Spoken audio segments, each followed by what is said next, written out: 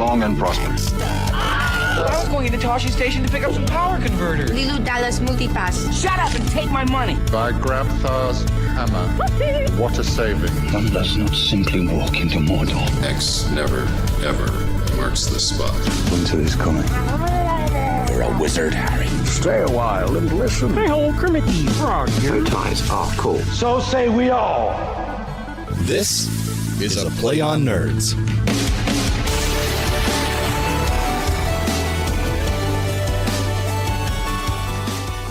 Welcome, ladies, gentlemen, boys, and girls of all ages. We're back, baby. Woo! Here on a Play on Nerds. We did take a short hiatus for reasons I'm sure we'll discuss momentarily, but we're back. We're fresh. It's the new year, and with it comes a brand new Nerd Roll of Fortune. That's right, revamped. And I'm Jarman here in this 2026, baby. I'm Steve, and I'm living in 2027. Don't rush things. There's no reason. Yeah, true. Let's really enjoy this one. But yeah, we realized that our old Nerd Roll of Fortune, designed by our AI overlords, was getting a little bit stale. And AI overlords has had at least 3.5 new versions since we made it. Yeah. So we had it produce a new list. It is so much cleaner, and I had to do so much less scolding to get it to do what I wanted. So Stupid GPT. God damn it, just do it with less flowers. Less flowers. All that and more when we roll the dice and roll the episode. But until then, Jarman, what have you been up to while we were on our hiatus? Oh, nothing. Yeah. Yeah, fair. So I'm glad Lounging around, hand down my pants. Yeah, like Al Bundy and Married with Children. Yeah. No, I am married with children because I had a baby. So yeah, the original due date was January 12th, and the baby decided to come 2 weeks early on late 3 o'clock in the morning, almost on December 30th. So we were taken a little bit by surprise. Wow. And we had tried to do so much prep, and of course there was still stuff we hadn't done. But it was fun because we went to the OBGYN because we had an appointment that morning anyway. So early in the morning on the 29th, we went to our appointment and we said, we think we might be in labor because weird cramps that weren't there before, and she's like, did some checks and like, yeah, you're in labor. And like, oh, okay, cool. And so she said, like, well, do we have time to go home first and like collect our stuff? And a lot of people said, try to get your wife to take a shower before because she won't be able to shower for a long time. That is true. And so she said, actually, you probably do have some time. So I'm going to go ahead and call a hospital, reserve you a room. You guys go home and then get to the hospital as soon as you can. But, don't rush. You're good. Just, take it slow, So we went home, packed the rest of our bag, and then because we had some stuff already ready, but not everything. And we got to the hospital and they took forever to check us in. And my wife is sitting there like going, okay, all right, that's a contraction coming again. And they kept thinking that we were like there for like an appointment for like an induction. And we're like, no, we're in labor right now.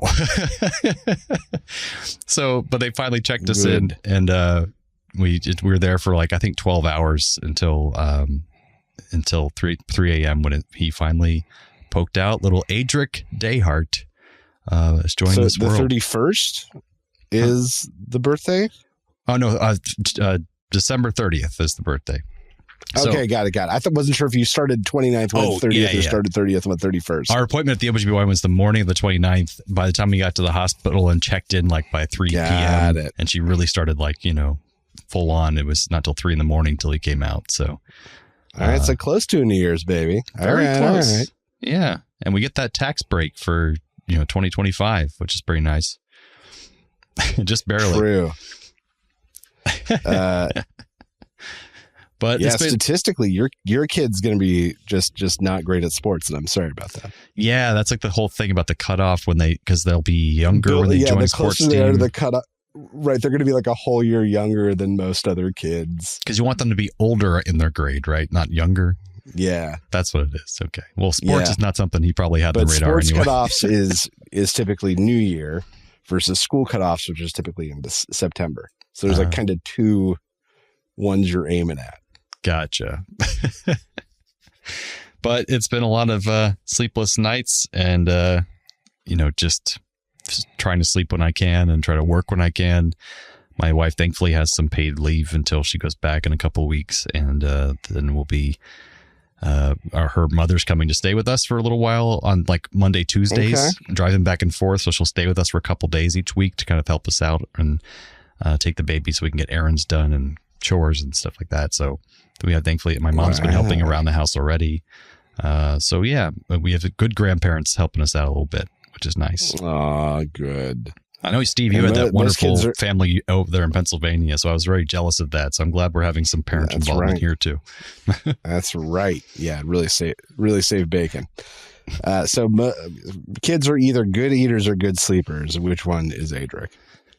I'd say right in the middle of both. He's not really, wonderfully excelling at either. But the cool thing was, apparently when your baby's born, they like immediately lose a bunch of weight. He didn't do that. Yeah, like 10 to 15%. Yeah, he didn't lose any of his weight, and he just gained. And then he was born with like a nice chubby face, which is weird too for like, especially for vaginal births. And then he, then the following week, he then lost like several ounces. And so the doctor was like, this is really weird. Like he came out, he never lost his birth weight, and now he's lost a little bit of weight. So we had to keep pumping him full of food, and he's breastfeeding. Yeah, so we went through that. You did too? Well, yeah, because Joyce was so little, the first 6 weeks, it was this constant, like, you got to feed her every 2 hours. Yeah. And she wasn't a preemie or anything, right? No. She was just small, and then she was not a great eater. Is probably the other part. Because he eats like crazy, but just doesn't seem to be affecting him. It's like, did you already get a worm in there somewhere? What's going on? That's right. He's watching his figure. Yeah. We're just pumping him full of food, and he spits up a lot. So that's the problem too, is we think he's losing some calories from just the spit up. He's not keeping all of it down. Yeah. So we have to do the whole thing of keeping him upright for like 20 minutes after each feed, which is, a big time suck. But, otherwise he'll just spit it up, so you got to be careful.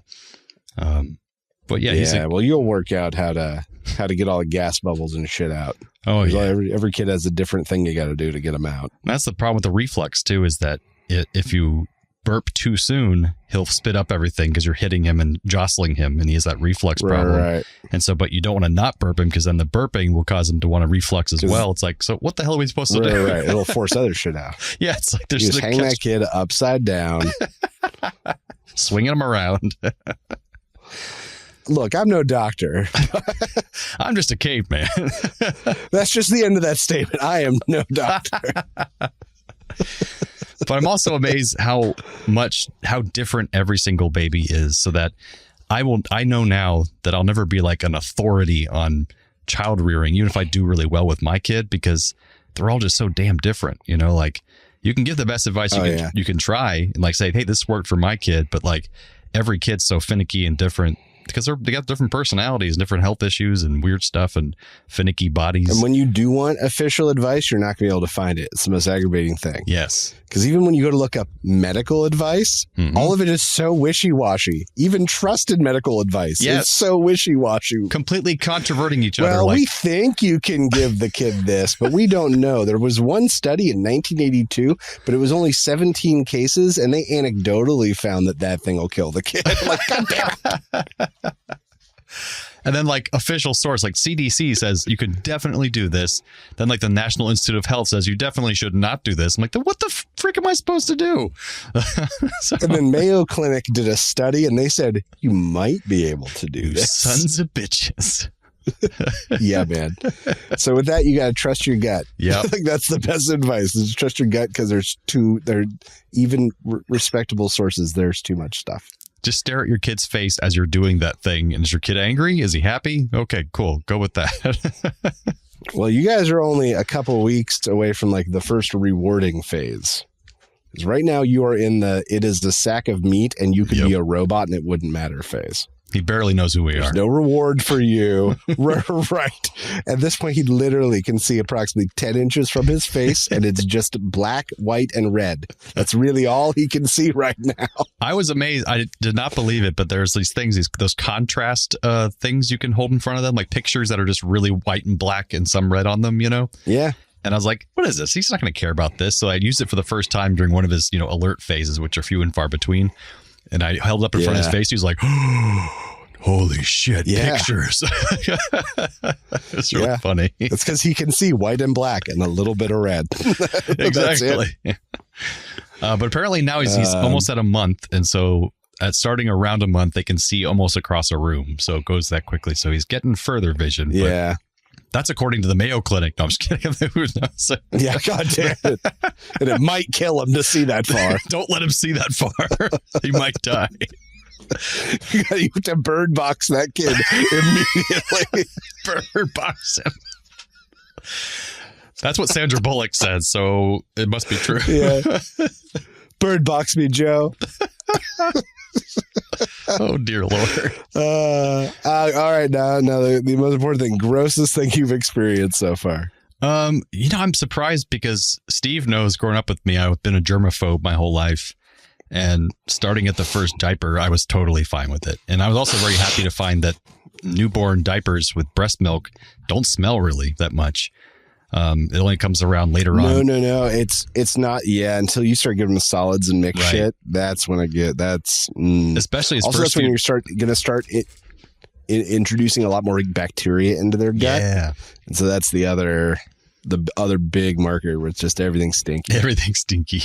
Those first few diapers smelled like nothing, like the meconium or whatever, the original first few diapers. Yeah, the black stuff.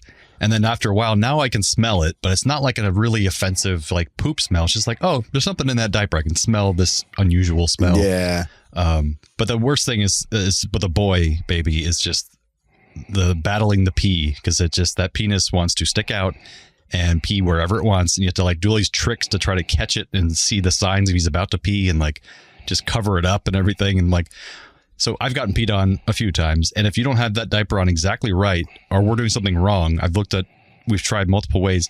It keeps sneaking up the side of his diaper. So I'll be holding him and having a gentle, lovely moment. And all of a sudden, I'm like, why is my stomach warm? Oh God, the pee got on me. Well, the other thing that sucks about where you are right now is newborn diapers are bullshit. Oh, I didn't know that. It's not until you get into like the size 1, 2, 3 that there's a little bit more room for them to put padding in. For them, like the diapers do get a little bit more encompassing, but at newborn they just suck. That's encouraging. I didn't know that. I thought they'd all be like this. You're gonna find the diapers you like too.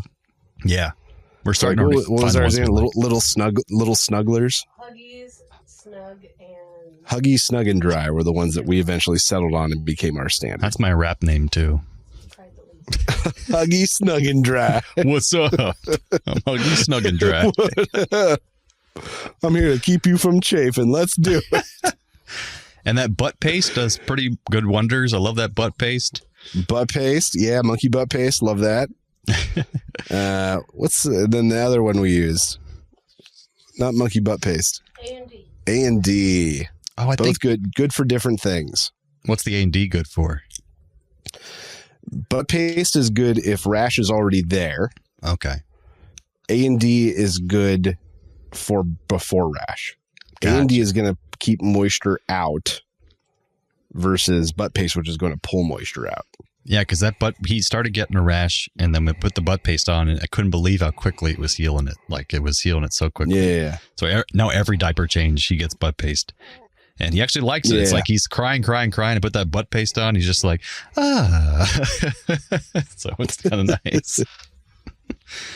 But sorry, folks, talking about babies all this time. But this is the first time Steve and I really talked about it. This is going to be the new show, guys. I just need you to know this. Baby talk. Now we're both dads. There's nothing holding us back, guys. We'll become even more boring. No. Yes, we're the cool dads. Is that it? Okay. That we're cool dads? Yeah. I'll tell my kids. We'll see what they say. They're going to say no. Yeah, that is correct. If yours could talk, it would say no as well. But yeah, that's probably the grossest thing. It's just pee everywhere. But otherwise, it's been pretty good so far. I'm excited for him to sleep more. That's all. I'm just looking forward to a little bit more longer sleep windows. Are you guys doing full on bath yet? We're about to do our first full on bath tomorrow, I think, because we've done a lot of the wash basin baths kind of things. But he's ready for it, so he might as well just go the full on bath tomorrow. Yeah, fair. All right. So the way that we got our first like 5 to 6 hour chunk So you make their last nap, like the last nap before you try to get down for the night, you make it a little short. Okay, you don't let them nap forever. Keep it short. Then you run them through a bath and let them like really play, really enjoy it, splash. They're going to spend a ton of energy taking bath. And then their body's going to spend even more energy trying to keep them warm after you take them out of the water.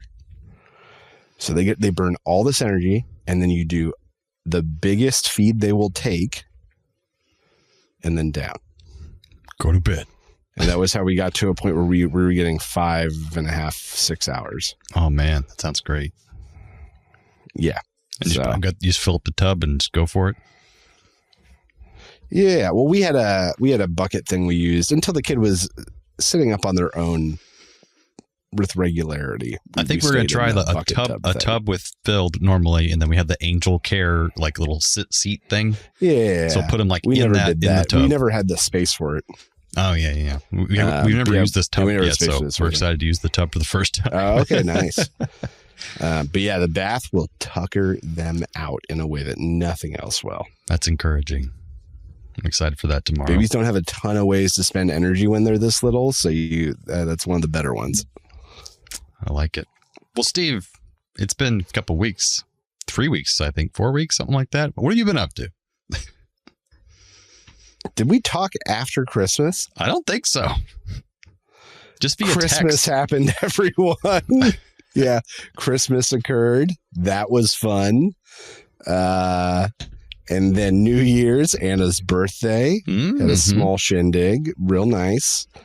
And then just back into the swing of things at work. And then a week ago, it feels like an eternity. Sunday night, we got hit by the giant snowstorm that just came through. Oh, goodness. I was even thinking about that hitting you guys. And we got 14 inches, 15 inches overnight, basically. And it just kept snowing. And so the day after, my store was closed, luckily, but we spent most of the day shoveling out, getting to a point where we could move vehicles, shoveling walkways. Probably total of about 3.5 hours in total. We don't have that much. And then I've been back to work kind of on and off. We've been doing late starts and that kind of crap. But really the problem is that it's not warming up anytime soon. Yeah. We have all this snow and it is not going anywhere. It just freezes over, right? Our warmest day is next Friday, and it's going to be 36, but it is supposed to snow. Yay. So only kind of warm is the answer. But yeah, it's awful. Everything's frozen over. Driving's fucking nightmare. Dangerous scenario.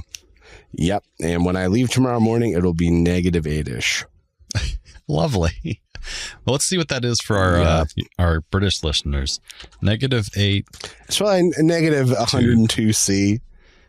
So that's -22 degrees Celsius. Whatever that means to you guys. It's cold. Now, mind you, I bet you Sean Vanderloo's like, it's not that cold, eh? I'm still delivering snow on that. I'm still delivering mail, not snow. Oh, man. Our mail delivery was like, you got to come get it. Really? Like the entire community was told, if you want your mail, you got to come down. Now, if that was in Timmins or Sault Ste. Marie, they would be delivering that damn mail. That's right. Be hopping on the back of a moose and getting into my front door. No. If you could offend Canadians, that would offend them, but I don't think you can. Hey, the moose is a majestic animal. It is last of the North American megafauna. That's right. And they're impressive as hell. And they will murder you for dinner. Yes. They don't even eat meat. They'll just do it.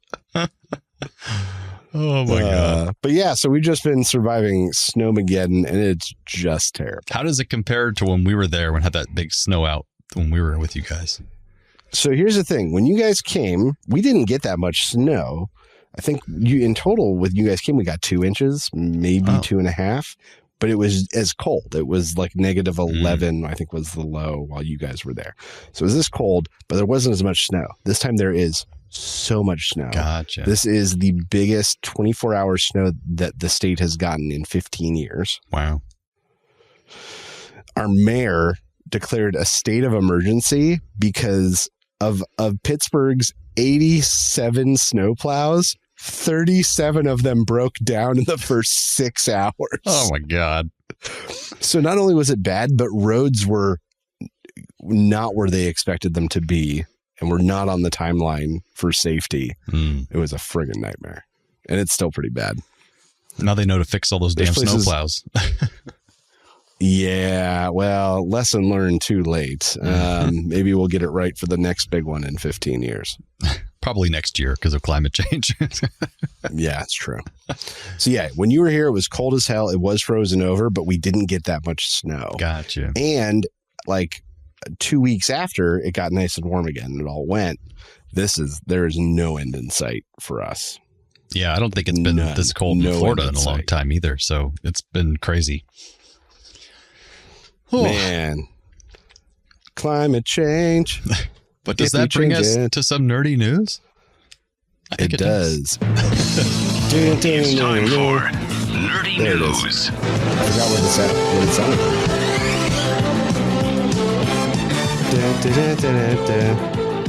All right, so my story of today is child related because it's on my brain all the time right now, which is called Watch My Kid So You Don't Get Slow. So in a recent study that just came out from the American Psychological Association, just yesterday, as the time we record this, I believe, helping your grandkids may slow your cognitive decline. So on a big study that they did with a fairly large sample group, they analyzed data from 2,887 grandparents who took part in the English longitudinal study of aging. All participants were over age 50.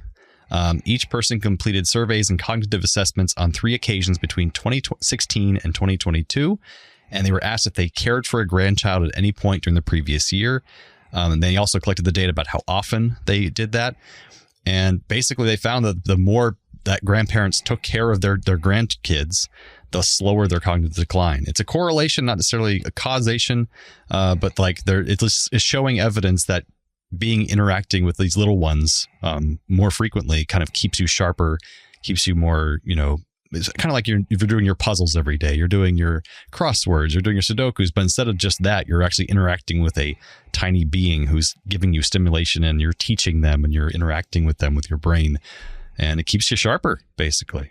I think it's a good tool, nonetheless, to convince grandparents to take care of our kids. True. Get them however you can. But I take a different view on this because you said it's correlative. I think in my mind, the correlation is if you don't show signs of cognitive decline, your kids are more likely to trust you with your grandchildren. Oh, that's a good point. I like that. That is, to me, in my mind, that's how that correlates. Yeah, like if you're worried about point. I don't know if we can trust the kids with them, then kids are going to be with them less. What they call confirmation bias, basically. It's like, because the ones that don't hang out with them is because they have cognitive decline. That's a really good point. Right. It's because they don't trust the kids with them. That could put a whole damper on this study. That's why it's science. It's open. Their conclusion: providing care voluntarily within a supportive family environment may have different effects for grandparents than caregiving in a more stressful environment where they feel unsupported or feel that the caregiving is not voluntary or a burden. So it's more like you're doing this because you are volunteering to take care of this kid. It's not because you have to take care of the kid because the parents are missing in action. Because apparently stressors showed that it wasn't as good for the brain as if they were just doing it because they could, kind of deal. True. But anyways, I thought that was interesting. I'm going to use it as leverage to get my grandparents over here all the time for this little boy. Oh, I'm sure your mom will come over anytime. Oh, yeah. She's been over a few times already. And Jolie's mom has too. You just drop that kid off at the law office and go for lunch. I'll be back in 3 hours. Bye. That is one of my favorite online trends. I've seen it on YouTube where parents put a baby at their parents' front door and they ding dong ditch and they have a video camera set up so they see the grandparents oh, hey. Good. And they're usually happy about it. They're like, okay, I'll take that. Yeah, they're so excited. Like, how did you get here? All right. Yeah, that's a good thing I can't wait to take advantage of because my mom already has all this crap at her house for babies and kids because of my sister's 2 kids. So I can just, it's all set up for him already. Just drop him off and go have a beer. That's the idea anyway. Well, good. Yeah, I mean, you guys do need to prioritize some time together at some point. Yes, we're going You have out to for be the first time intentional about it, which tomorrow. is difficult. Yeah, we're going out for the first time to dinner tomorrow with meeting my sister and her. She's in town with her family. We're sitting apart from them because he doesn't have his vaccines yet. But we're actually the first time we'll be going anywhere to eat since we've had the baby. So date time hasn't happened yet, but that will be down the line for sure. Good. Yeah. Well, you know, Valentine's Day is coming up. So That's true. That's true. Oh, we do have a wedding on the 13th. So right before Valentine's Day. So we're getting a babysitter for that. All right, good. But that brings us to some Nerd Roll of Fortune.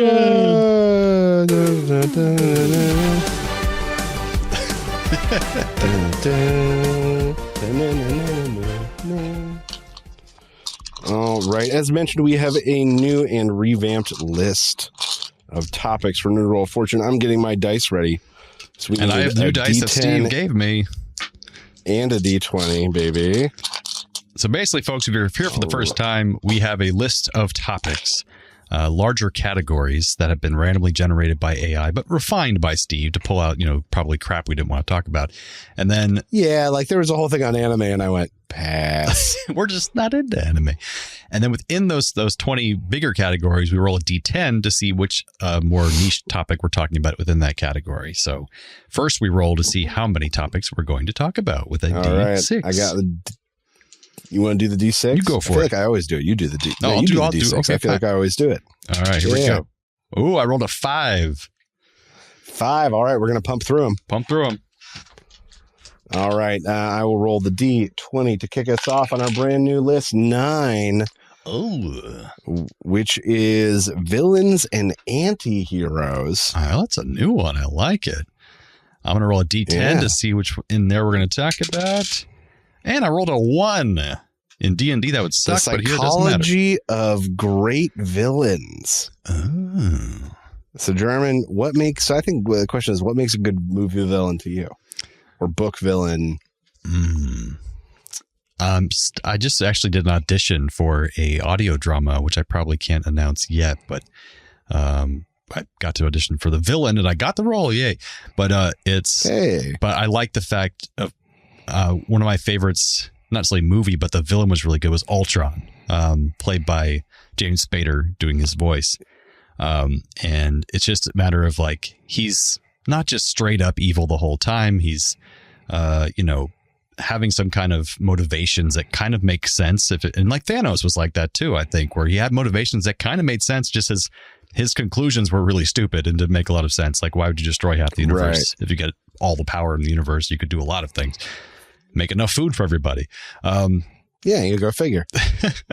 But yeah, and also like not just, cackling and twirling their mustache, but, having some kind of nuance. And I think the fun villains have like weird tics. Like when I saw you on stage, I'll never forget, I've always talked about this in the previous podcast, when you were in the Crucible and you did the weird thing with your hand as the he was one of the villains of that movie, or that play, basically. Oh yeah, he Deputy Danforth is the face of the villain. Yeah. Like he is the face of religious oppression. But you just kind of chose to do something odd with the way you moved your hands, and it was just, that gave a little quirk, makes them more human and more interesting, and not just like a cartoon villain. I was doing Bob Dole. Yeah, the weird. I had a clutched arm that like got mad as I was yelling at people. Yeah, like, exactly. So yeah, I think just things, quirks that make them more human, strange, make them sound a little unhinged here and there, but charming. I think that's the great villain. What about you, Steve? What do you think? They have to think they're right. Yes. For me, I don't like truly chaotic villains. Like Joker. For specifically, I'm thinking of like Heath Ledger's portrayal of Joker. Great portrayal, great acting, But for me, the Joker, that version of the Joker wasn't mega compelling. This whole, like, I'm just here to watch the world burn. You know how Batman's here to save the world? I'm the antithesis. I'm just here to destroy it. For no real reason. Right. No motivation, or motivations that shift. Even him lying about his backstory throughout was not nearly as charming to me as it was everyone else. So yeah, they've got to think they're right.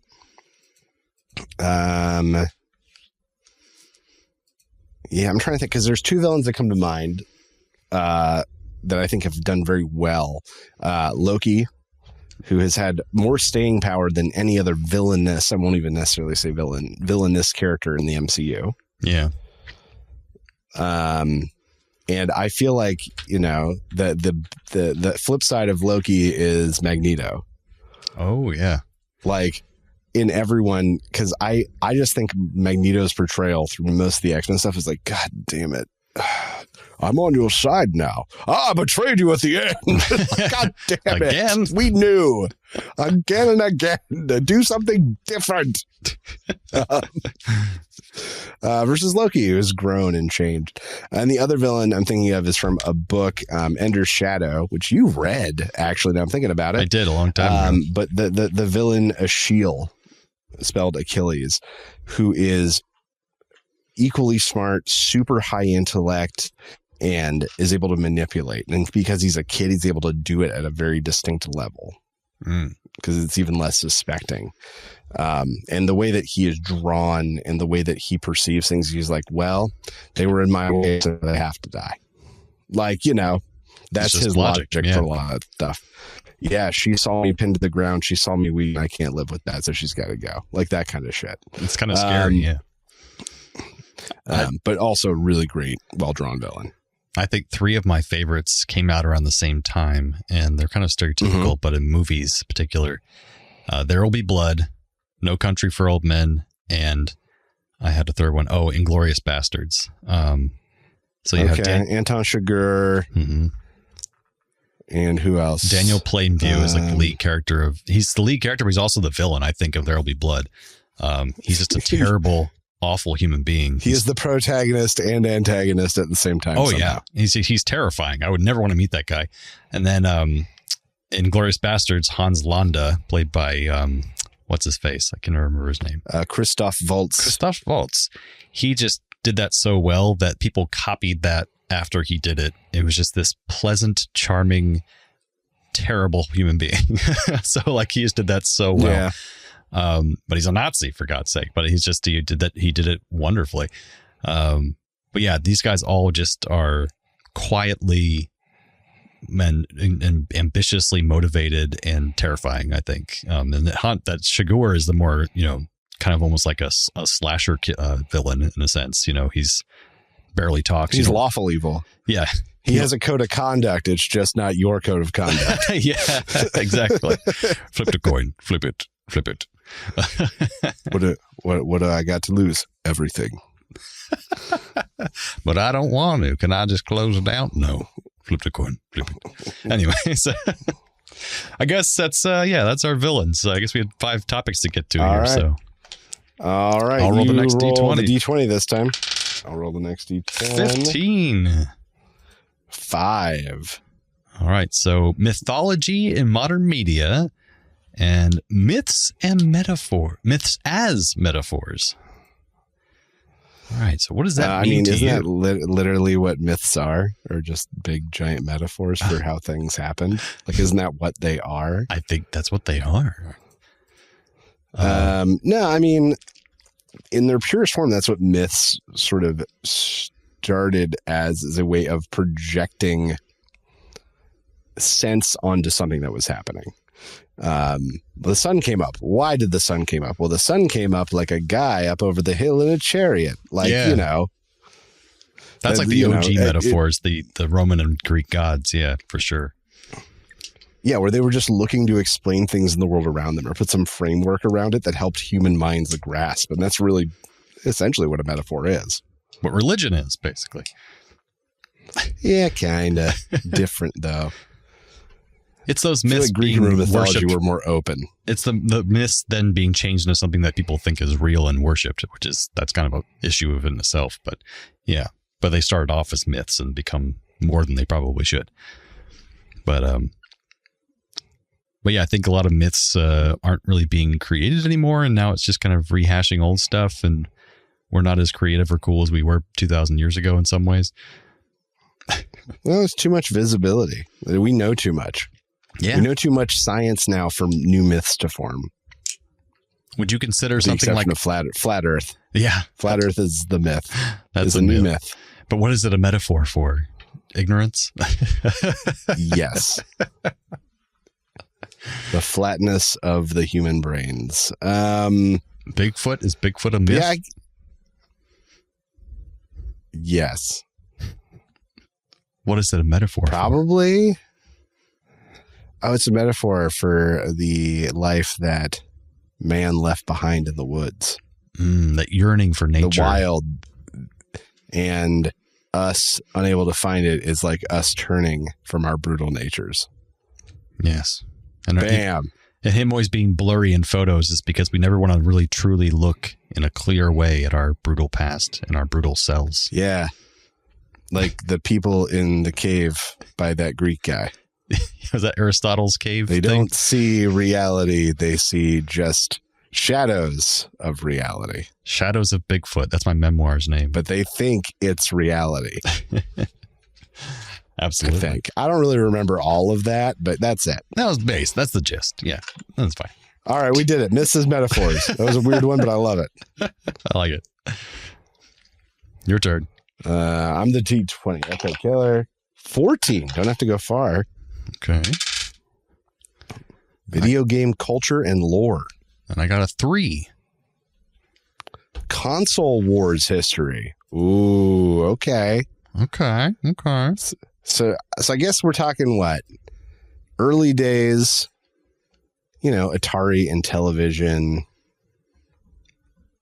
And then Probably Nintendo one or two others. ColecoVision. Yeah. versus Sega. And then Nintendo Sega was the next major era with NES, Genesis, Super Nintendo, Sega Game Gear, which Versus was Game the Boy. first color handheld, Yeah. which did kind of make Game Boy look not great. That being said, Game Gear also took 6 batteries and only lasted an hour and 10 minutes or You something had to like have that. it plugged in. You couldn't do it. Yeah, you weren't going to finish Echo the Dolphin in that little time. And then you have PlayStation, Xbox, which is still going on to this day somewhat. Sega died. Dreamcast did not do great. Mm-hmm. But yeah, Xbox, PlayStation, and then Nintendo kind of is at war, but it's like they're playing their own game. That's what I think. They're playing their own game. They're in their own little box. They They're don't need to worry have about fun, that. Sony and Microsoft. We're going to make funny games about plants that sing. And plumbers that jump around. Yeah, exactly. It doesn't matter, guys. Yeah, make your war games. Have fun. We're having fun over here.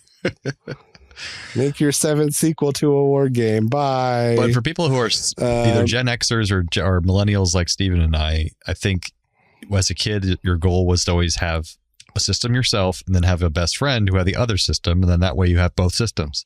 It's true. Steven But had you more had of the the Nintendo Genesis. stuff. I had an original Nintendo. I think you had an original Nintendo. I had an though, as original Nintendo, but I didn't get a it. Super Nintendo. But I thought you had one. Yeah, neither did I. Okay, you didn't have that either. we skipped that one, and then even GameCube I had to buy like with my own money. But you had the We had the GameCube. I did not have N64. that. That's true, and I had the 64, I had 64 which as I well. loved. To this day, the N64 I think is one of the greatest systems of all time. Which is funny because people are saying it holds up the least because the graphics were so vectory and weird that they're weird to our eyes now. And so like those games Yeah, but hold at the up same least. time, a lot of that I would contend that is the less about the system and more about how much television technology has changed. Yeah, that's true. HD Like there's stuff. no way to replicate that. And when they made the game, they're like, yes, this will look perfect on a 30-inch screen. No one will ever have anything better than that, right? Like I think that's not Nintendo's fault. Whereas like the Nintendo, the regular NES, those graphics were so clean that even if you blow it up to an 85-inch screen, it looks fine. But like if you blow Because up, they were just big pixel blocks. If you blow up GoldenEye, it looks like utter garbage.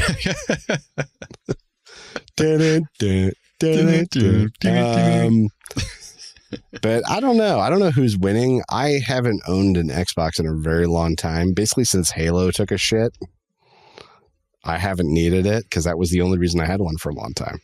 Yeah, my wife wanted the Xbox Series X because she does all the Bethesda games, like she did the Fallouts and the Starfields and all that stuff.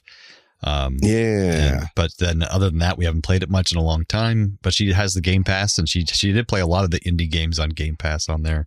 But they say that Steam could potentially kill the whole console market if they were to release their new upcoming console at a really good price point, because that would mean all these games that are now easily accessible on your TV that are so much cheaper than the games that they're coming out for on systems. And so it would basically be really good for the casual gamer. It could be good for families. It'd be good for a lot of people. But they're still wondering what the price is going to be on that new Steam console. So that would be interesting. Because I'd love that. I'd love to have all my Steam games on the TV downstairs. What? And that's the thing. Even if Steam hurts like Xbox and PlayStation, they won't hurt Nintendo. Yeah, it's still Nintendo's still doing fine. They're on a little box. And Nintendo does so many exclusive games that they won't share with anybody. They've got properties and other ways they're making money with it. They're making a second Mario movie that looks like it's probably going to be as popular and make them as millions and millions of dollars as the first. Yeah, they were smart. I think if anything, Nintendo won the console wars because of how they've treated their IP.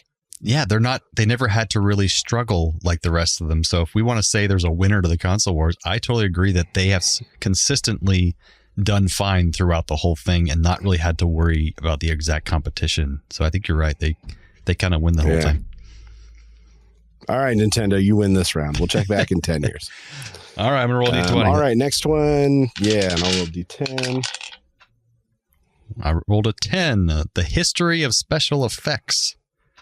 9, animatronics. Ooh, okay. All right. What do you think is the best animatronic you've seen in a film? Like, for me, the T-Rex in Jurassic Park that immediately comes to mind. Jaws. That was so early and it was good. The shark. Yeah. I'm not sure if it counts as an animatronic because most of it was hand driven, but like Gremlins, one of my favorite properties of all time. Just about to say how much of that was animatronics. A little bit more in the second one. In the second one, when they had the brain gremlin that had to talk, that all had to be controlled by computer and animatronic movement because it was so complex to get the speech to look correct. But they actually used a system that at that point had only been used for doing digital firework launches where they needed to do really complex fire a bunch of motors and electrodes in rapid succession to like a beat. And that was the system they used to drive the brain gremlins mouth movement because they literally had a system that could fire individual motors on timing in a specific pattern and order. Yeah. To timing with sound. But yeah, so was that Henson that did Gremlins? Yes, first one. No, Baker and Rick Baker. Chris Wallace, there we go. Was the original, and the second one was, but Chris Wallace also did like The Fly and the Goldblum Fly. Some of the stuff for Indiana Jones. Yeah, exactly. And then who did effects? Gremlins 2. Rick Baker. There we go. Rick Baker. Nailed it. Yeah, I didn't know Rick Baker did animatronics too. I thought he just did makeup. But I think some things that need to be mentioned here is from my childhood. You can't argue that they're really, really good, but they were good enough for me as a kid, which is the Ninja Turtles in the live action movies. No, the Ninja Turtles were insane. Like, if you think about how much they were able to put into a skull, into a helmet that was on someone's head is just incredible. It was an incredible feat. It's just whether you think it came out as good as I think it looks just fine. As a kid, I was like, I believe they were talking. And then modern day, they've done some amazing things with the Avatar ride over at Animal Kingdom was one of the newest iterations. And I've seen it in person. Yeah, some of the next gen Disney animatronics, whatever the new generation is, some of those are friggin' nuts. They move like a real human or a real being, and you're like, that's creepy. Just looking at it, like that looks the like fluidity is just crazy. It must be so expensive. They must break down so much. Oh yeah, there was recently one of the Hall of Presidents. It was like George Washington or something, and he just kind of like fell over in a creepy way, and they're like, okay, and the lights turned on and they get pushed out. It's like, oh boy. He was like, we watched a thing about the original Hall of Presidents, like a documentary thing, and the original one, they had an Abe Lincoln, and they were like, well, this is the first one, we're going to get this to work, and then we'll work on the rest. And so they would program, and they had servos and stuff, and he'd be fine for multiple tests, and then every now and then during a test, he would freak out and break a chair and like thrash around stage and break shit. And they were like, what is happening? And after like weeks of experimentation, they basically figured out that if they were running the test during some other show that was going on elsewhere, the power surges caused issues with the signal to Lincoln, and he would break his fucking chair and destroy everything. But that's why some tests were fine, but every now and then he would Hulk out. So they just figured out they had to put Hall of Presidents on a separate power grid essentially to fix it. But yeah, Abe Lincoln just breaking shit on stage. It's terrifying. Yeah, they're pretty creepy sometimes, for sure. But I'm sad to say, like, not say the age of animatronics is gone, but it's harder and harder. The less and less practical effects. Studios don't want to spend not just the money, but the time it takes to make a nice practical animatronic when they can pay crap wages to animators in another country to just do it in post, but doesn't look nearly as good because there's so many good. In all the bad 80s movies we watched, we've seen some very rudimentary animatronics and stuff of all the horror movies we watch and stuff, and it's just and I think it also comes down towards also not say the over commercialization of film. It was certainly already commercial, but I feel like producers and non-director people are having more and more say in movies, and CGI makes that easy. Yeah, you can change they don't have to know they don't have to know what the final monster is going to look like. We'll decide. Oh, well, the senior producer didn't like how that looked, but it's okay. We're just going to have the CGI. The guys change it instead of having to make decisions because you have to hand over designs to a creature shop. Actually, so they can iterate. Right. And that way, then the director has to choose it and make sure it does the thing it does. None of that's important anymore. I just saw a great. Can we have the creature do blank? It doesn't matter anymore. Right. I just saw a great TikTok of the opposite happening, which is very rare, where a guy was going to have this puppet horror movie, and he was doing this design, this like CGI like horror puppet that was going to kill people, and he was seeing the initial results of the special effects. He's like, it looks like crap. I don't like the CGI puppet.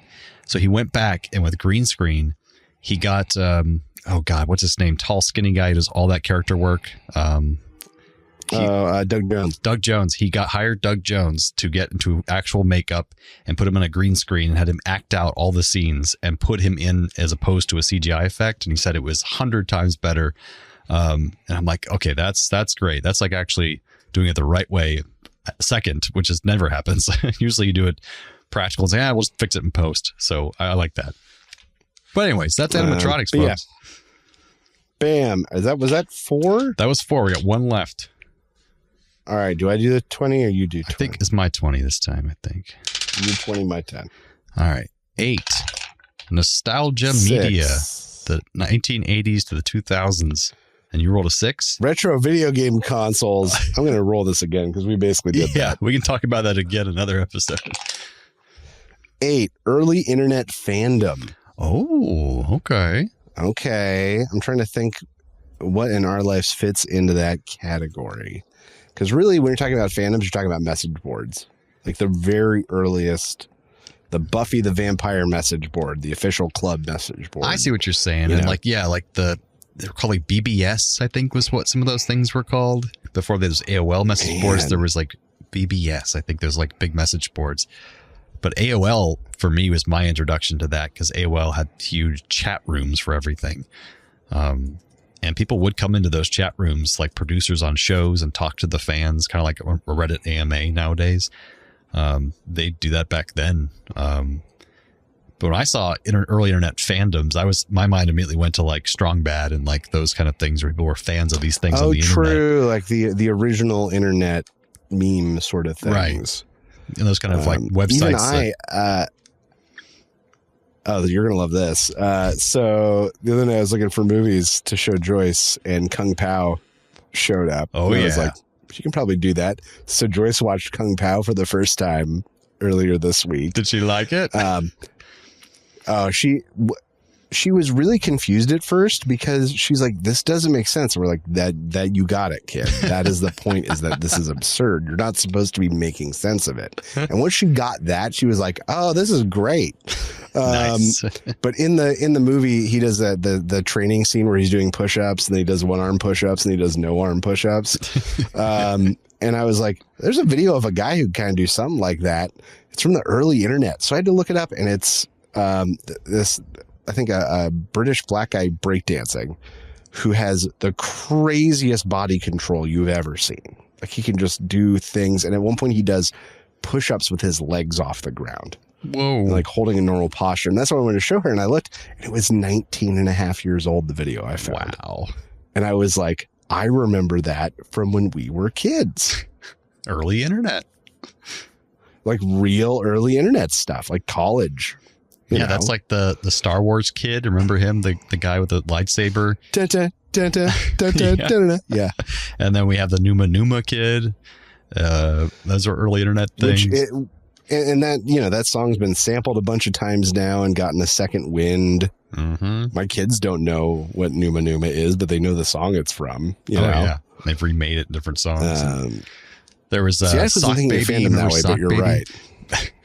No, I don't remember Sock Baby. Sock Baby. It was like an internet web series that was really popular at the time. We watched it a few times, but man, Power Thirst. Power Thirst. Yeah, Picnic Face was the name of that comedy group. They were great. Feel it, smell it. Football. Football's a sport. Go Packers. And the Whitest Kids You Know was like an early thing. They were right before YouTube, and then they kind of migrated to YouTube because there was a couple websites that had short films and short comedy right before YouTube came around, and they got very popular. You're referencing Channel 101. Yeah, Channel 101. Which had sort of a whole generation of comedy writers come out of it, including Lonely Island. Yeah. Came out of Channel 101. Some of that was on E-Bomb's World, held some videos and memes and popular sounds and stuff, because we download like just sound files that were funny. We download them to play them, like back then. And I remember before like Reddit, before Dig, there was you'rethemannowdog.com, YTMND. And it was like the earliest versions of memes. Yeah. That was like when memes first were around. You're the man now, dog. Java animations where you could get images to move around. And the two that I'm remembering is, once again, You're the Man Now, Dog, from that Finding Forrester, I think is the name of the movie. And the other one was, there was a Soccer World final where a French player named Zinedine Zidane headbutted a guy, like headbutted a ref maybe.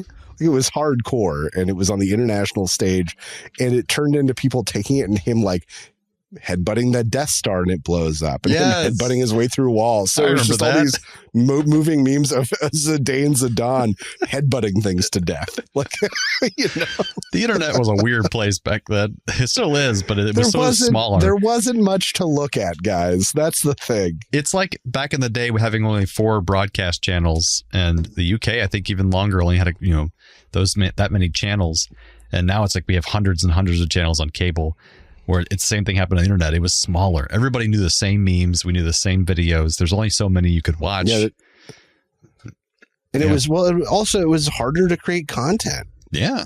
Like, you needed a computer that could do it. You needed some sort of image program to do this. That was hard to find, and hard to find a good copy of that wasn't a virus. Yeah. And if a regular consumer PC, Steve and I would try to make movies, it took hours and hours and hours and hours longer than it takes now. And it still takes hours now, but that's just the time.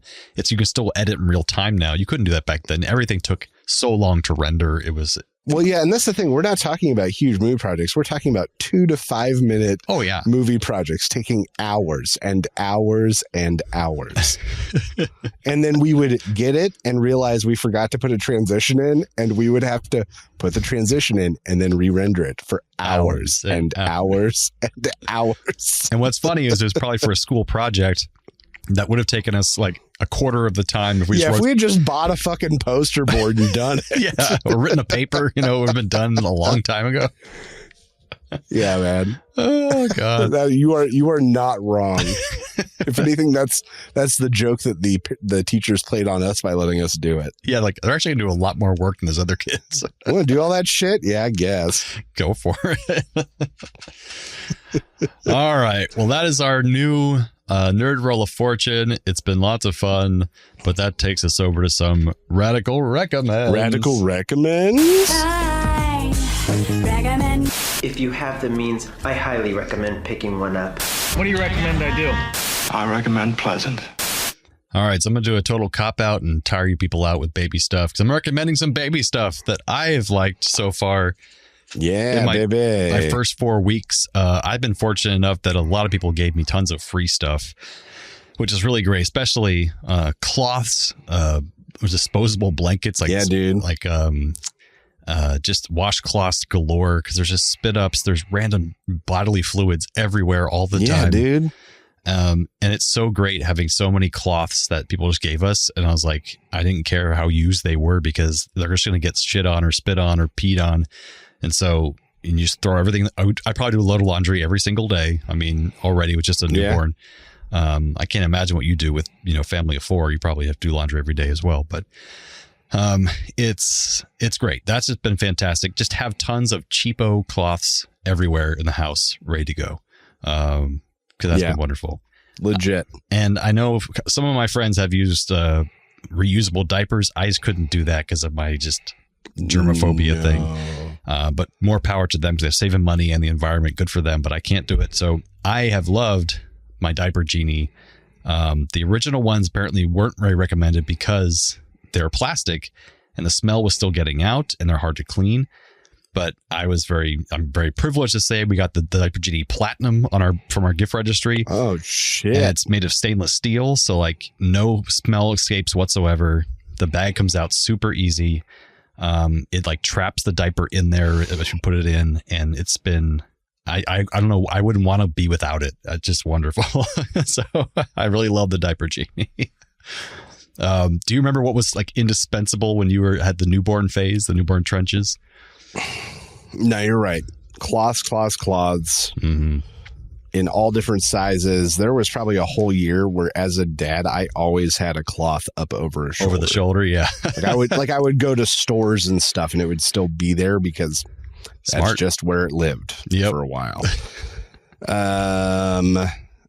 It's good. I mean, the things you rely on all the time, and you guys aren't going out with the kid a ton yet, I'm guessing. Yeah. But once you get the shots and once the kid's a little bit older, you will. But like diaper bag, portable changing pad are indispensable. A stroller you don't hate, indispensable. But once again, those things come into clearer focus a little bit later down the line. The next couple of months. Yeah. And we just love having, all different kinds of wipes and all that stuff. It's great to have those too. Sanitizing wipes. Those are good for wiping down surfaces that get stuff on them, that, especially when we start traveling somewhere and he does something to a surface that doesn't belong to us. We want to be able to wipe it off quickly with a sanitizing wipe. That's probably pretty helpful. Yep. So yeah, I just never knew how much I'd love having cloths everywhere. Disposable, washable cloths. Well, that's the thing, is it always feels good. It's like, I can throw this into a wash with a cap full of bleach and it's going to be fine. Exactly. So there's my lame Radical Recommends: cloths and Diaper Genie. So far as a newborn, that's been the most useful so far. Oh, and I will say, certainly the stuff you touch the most. Yeah. I will say my sister did give us her rocker that she had, like an automatic rocker. Okay, yeah. And she said her babies just didn't like it, so she barely used it. He like immediately falls asleep in it during the day, and you can strap them in so they don't fall out when you're not looking. You can't let them sleep in it unattended, but you can put them in it and just kind of walk around while they're sleeping and do some chores and come back and just check on them occasionally. It's been wonderful during the day just to have him in that when he's taking a nap, so we can see him in the middle of the room but still do our stuff while he's strapped in. And it's been awesome. So yeah. Exciting. Well, stellar. Oh, well, you're just at the tip of the iceberg, my friend. Absolutely. But that brings us to some trailer reviews.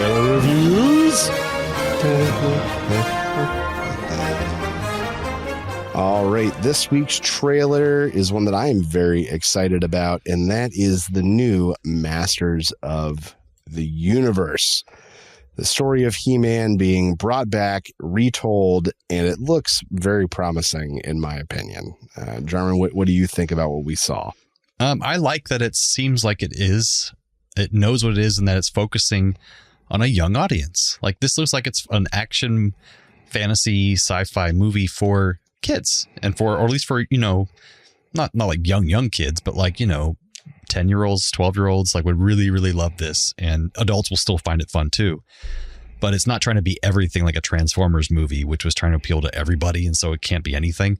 This one I feel like it's more focused in with the dialogue, the colors, the choice. I like where it went with that, because He-Man, it was for kids. It wasn't for everybody, Yeah, man. So I like that so far. I'm not sure how I feel about the main actor, though. I think he's a little underwhelming. He's not a bad choice. He just seems kind of underwhelming. I don't know. What'd you think of him so far? I kind of like that I don't know him from anything. True. Because Lord knows they could have thrown Chris Pratt in here and ruined this shit.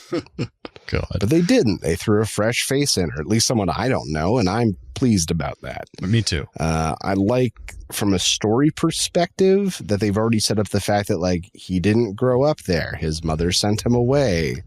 And so, yes, he gets to be the hero, but he also gets to be the outside set of eyes that we, the audience, get to see through. Right. Because otherwise, if he is already Prince Adam, if he is already He-Man, if he already has the power, then they have to throw us into the middle of this reality and sell a bunch very quickly. Right. Because all the characters know who they are. There's nothing to discover. He's already He-Man. Which is what they tried to do with the original Masters of the Universe, and one of the many reasons it failed. Oh, the Dolph Lundgren one. Yeah, the Dolph Lundgren one. I like that. You're right. It looks like it's geared towards young, but someone clearly took a lot of effort to make everything look the way it should look. Yeah, like from the cartoons. Yeah. Like Man-at-Arms looks like Man-at-Arms. Battle Cat looks like Battle Cat. Like, they didn't screw around too much with that. Skeletor looks like friggin' Skeletor. Yes. You got Beastman in there and the guy with the spring legs. I like that they're showing that, we're going to pay homage to all these weird ass characters we made just because there was a toy line. Yeah. Exactly. They're going to own up to that, and there's already a bunch of them we've seen.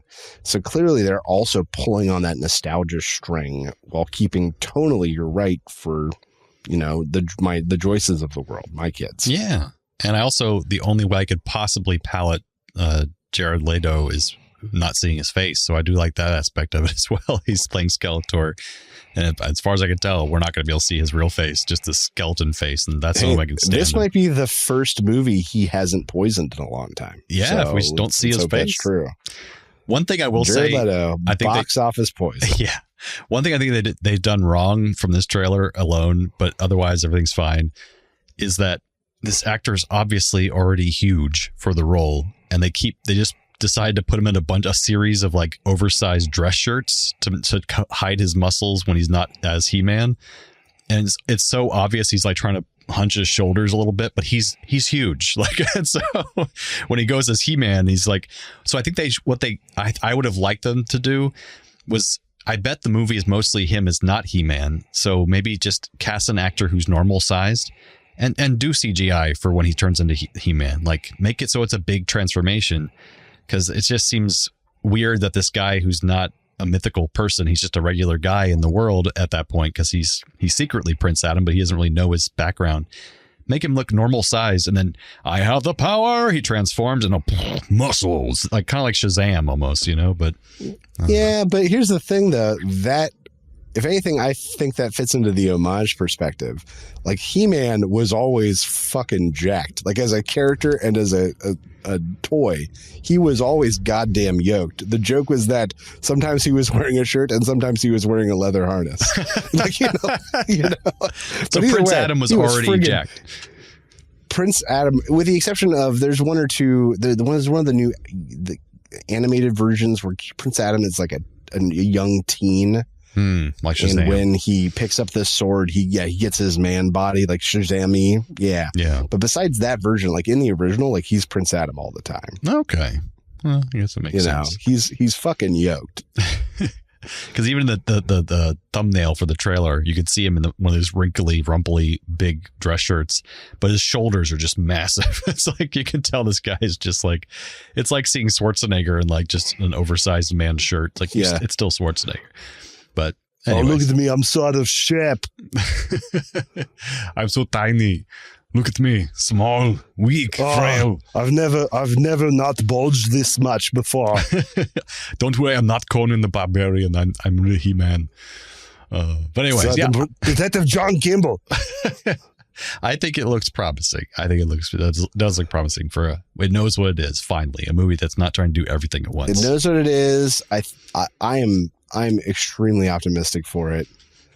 And I'm going to give this one Raul Julia standing in his full-length mirror in his bedroom. He went into the closet. He opened up a chest he hasn't opened in a long time. And he dusts off his M. Bison outfit. He puts it on. He's in front of the mirror and he straightens the hat. And he goes, "It's almost my time." And that's it. That's what I give this movie. My review for this movie is Raul Julia finally finds this sword in his closet and picks it up. And he says, "I have the crazy," and he transforms into Gary Busey. He-Man. Crazy man. But that brings us to the end. Of episode 239. Impressive. Please join us next time. It's going to be Valentine's Day. So in honor of that, we are going to be talking about the movie from 1981, the classic I don't think either of us have seen, My Bloody Valentine. That's right. So grab a bottle of Merlot and a bucket of regrets and join us for My Bloody Valentine. Keep on coming back and being our nerdy audience. We will keep on coming back and being your nerdy co-hosts. Thanks again, Internet. Stay nerdy, my friends. Thanks for listening to A Play on Nerds. Feel free to email feedback at aplayonnerds.com with all your questions or comments. Shoot us a message on Facebook or Twitter and earn yourself a sweet shout out on the show. Review us on YouTube, Spotify, or Apple Podcasts so even more nerds can find us. Tell your friends, tell your enemies, we aren't picky. Check out our entire back catalog and other offerings at aplayonnerds.com. And how?